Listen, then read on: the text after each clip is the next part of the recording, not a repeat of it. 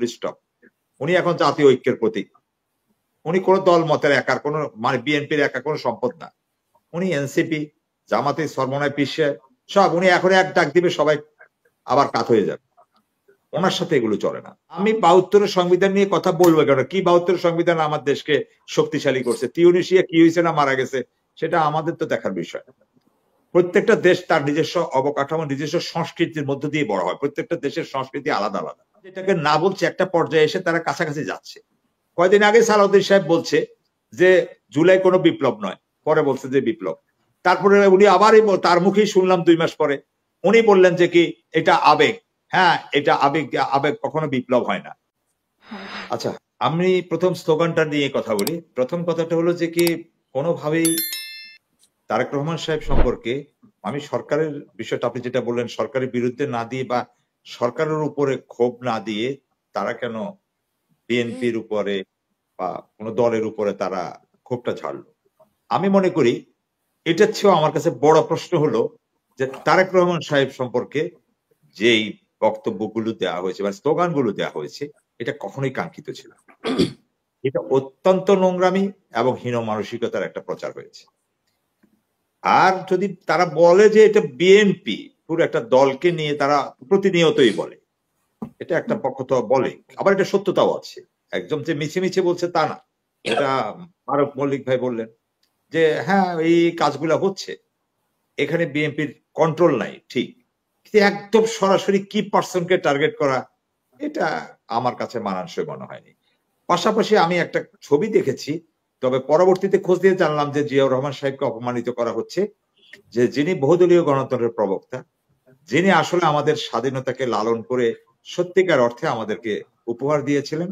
আমরা উনি বহু রাজনীতি, মেধাবী রাজনীতি আমরা পড়ে বুঝে যেটুকু বুঝি অনেক বড় মতের মানুষকে তিনি এক জায়গায় এনেছিলেন, এক কাতারে আনতে পেরেছিলেন, সেই শহীদ প্রেসিডেন্ট জিয়াউর রহমান। আজকে যদি শহীদ প্রেসিডেন্ট জিয়াউর রহমানের ওই অপমানকর দৃশ্যটা যদি সঠিক হতো, পরবর্তীতে জানতে পারলাম যে এটা আগে আওয়ামী লীগ আমলের কোন একটা ছবি, এটাকে ভাইরাল করে দেওয়া হচ্ছে।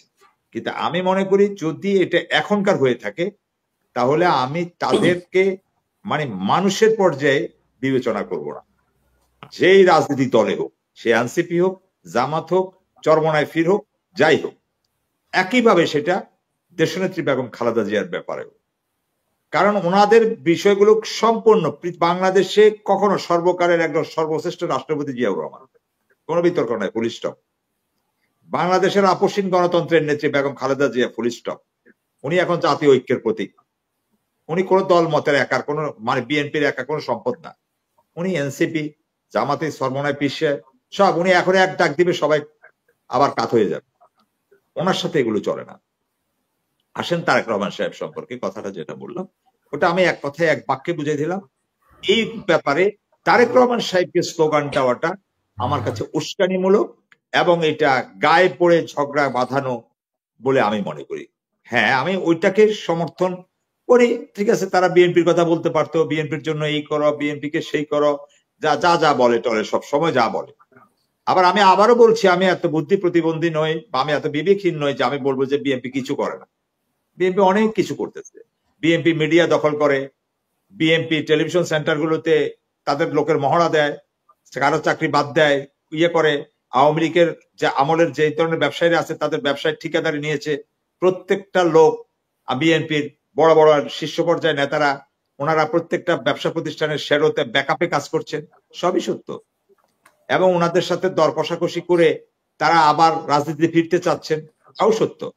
কোনোটাই অমূলক নয়। কিন্তু তারেক রহমান সাহেবের বিষয়টা একটু ভিন্নভাবে আমি এই ঘটনার আপনার মানে এই স্লোগানটা যারা দিয়েছে তাদের প্রতি তীব্র ক্ষোভ এবং আমি নিন্দা জানাই এবং ভবিষ্যতে এই ধরনের কর্মকাণ্ড থেকে বিরত থাকার জন্য আমি আপনার এই অনুষ্ঠানের মাধ্যমে আহ্বান জানাই।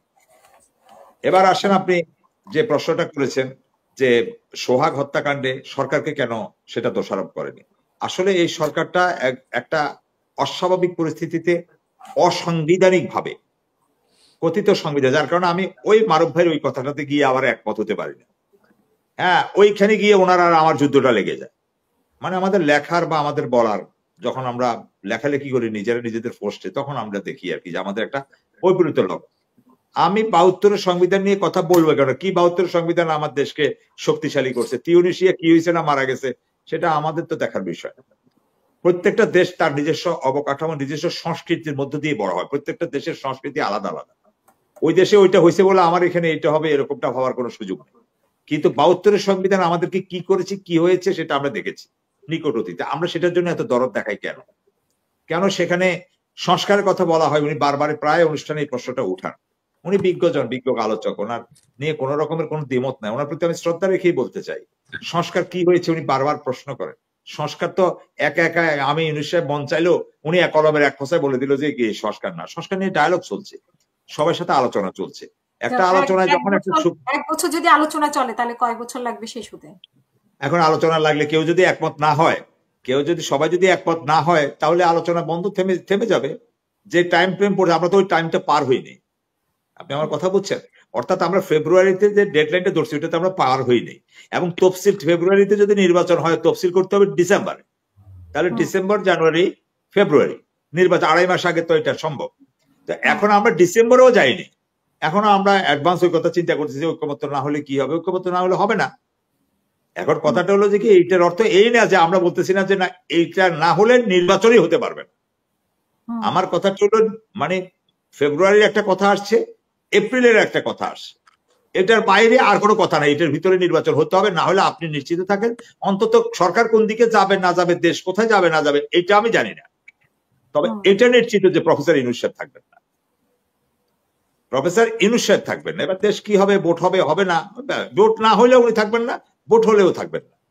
ভোট হলে তো থাকবেনই না, আর যদি ভোট না হয় তাহলে উনি চলে যাবেন।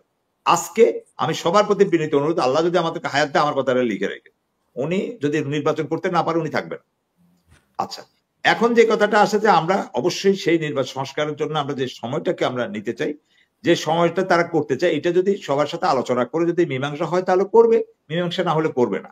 একটা রাষ্ট্রের যদি সংস্কার হয়, মানে রাষ্ট্রের সংস্কার হলে জনগণের যদি সেই সংস্কারের ক্ষমতা বাড়ে, কোন সংস্কারের ফলে জনগণের ক্ষমতায়ন হওয়া মানে রাষ্ট্র দুর্বল হওয়া নয়, বরং ব্যক্তির যদি ক্ষমতায়ন বাড়ে তাহলে রাষ্ট্র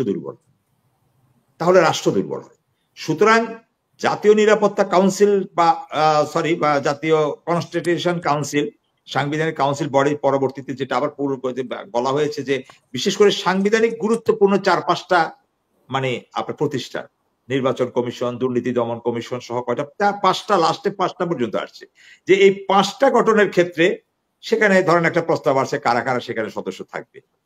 এটা তো নট ব্যাড। এখানে প্রাইম মিনিস্টার থাকবেন, স্পিকার থাকবেন, বিরোধী দলীয় নেতা থাকবেন, ছোট ছোট দলের নেতাদের প্রতিনিধি থাকবেন। আমি তো এই জিনিসটা মেনে নিলে তো এটাও সেটেল হয়ে যায়। আপনি দেখেন নির্বাচনের কথা তো বিএনপি অত্যন্ত উদারতার সাথে নিচ্ছে। তা আমরা বিএনপি এখানে কে পজিটিভলি দেখছি যে বিএনপি যখন যেটাকে না বলছে একটা পর্যায়ে এসে তারা কাছাকাছি যাচ্ছে। কয়েকদিন আগে সালাউদ্দিন সাহেব বলছে যে জুলাই কোনো বিপ্লব নয়, পরে বলছে যে বিপ্লব। তারপরে উনি আবার তার মুখেই শুনলাম 2 মাস পরে উনি বললেন যে কি এটা আবেগ। হ্যাঁ, এটা আবেগ কখনো বিপ্লব হয় না, এটাকে আমরা আবেগে লালন করবো, এটা আমরা কাগজে পত্র লালন করার দরকার নেই, এটা আইনি ভিত্তি বা বৈধতার দরকার নেই। তার 1 সপ্তাহের মাথায় বলছেন যে ওনারা সংবিধানের একটা অনুচ্ছেদে এটাকে সন্নিবেশিত করতে চান। ভালো, আমি সাধুবাদ জানাই। অন্তত একটা জায়গায় তো আসছে, মূল সংবিধানের যে মূল ধারা ওইটার ব্যাপারে ওনাদের আপত্তি আছে, কিন্তু সাংবিধানিক ভাবে যে 3য় অনুচ্ছেদ আছে, অনুচ্ছেদে তারা এটাকে অন্তর্ভুক্ত করতে সম্মত হয়েছে জুলাই চার্টারকে।